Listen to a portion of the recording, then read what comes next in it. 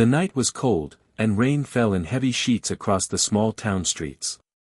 Arman Khan, a poor mechanic, walked home after a long shift, his shoulders weighed down not just by fatigue but by life itself. His old jacket was soaked, his shoes muddy, yet a faint smile stayed on his face. He was thinking of his little daughter, Noor, who would be waiting by the window, eager to hug him and share her day. Just then, a terrible crash ripped through the air.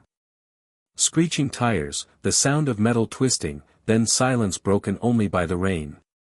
Arman froze. A black car had slammed into a lamppost, smoke curling from under its hood.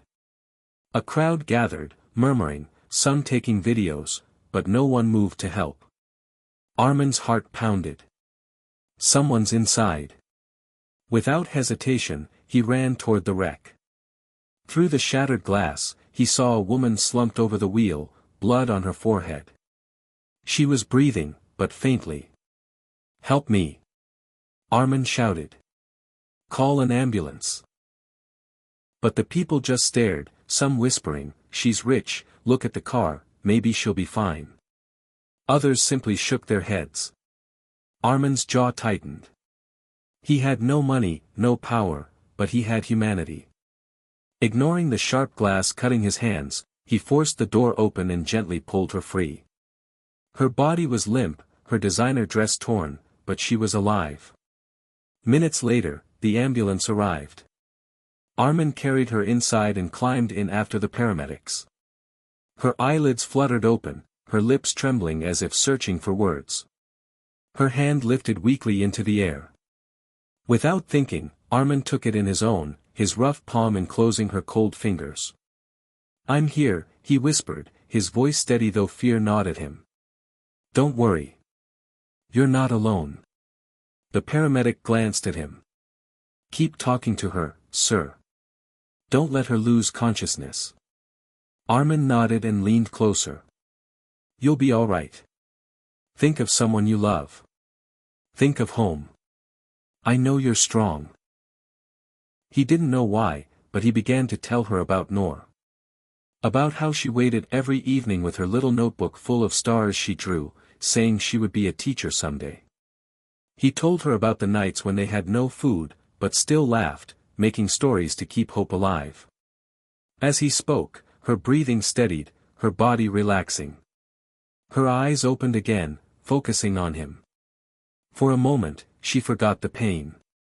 She saw not a poor mechanic, but a man whose words carried warmth, a stranger holding her hand as though her life mattered more than his own.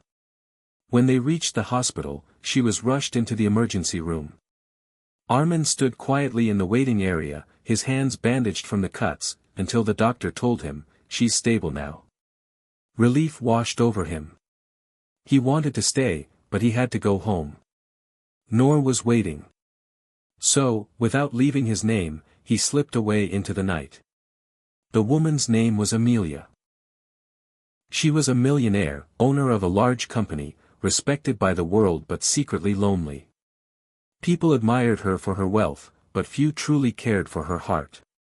And yet, in that ambulance, when death felt so close, a stranger's voice and touch had brought her back.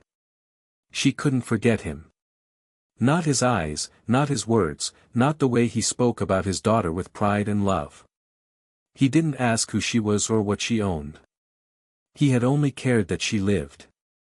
Days later, when Amelia had recovered, she asked her staff to find the man who saved her. It wasn't easy, he hadn't given his name. But she remembered his bandaged hands. She remembered the oil stains on his jacket. Finally, one afternoon, she saw him again. He was outside a small rented home, crouched down, laughing as he helped his daughter fly a paper kite. His smile was brighter than the sun, despite the poverty that surrounded them. Amelia's chest tightened. She realized she had found not just her savior, but perhaps the one person who could see her not as a millionaire, but simply as a woman. Her heart whispered what her mind had never dared to say. She was falling for the poor dad who had once held her hand in the back of an ambulance and promised she wasn't alone.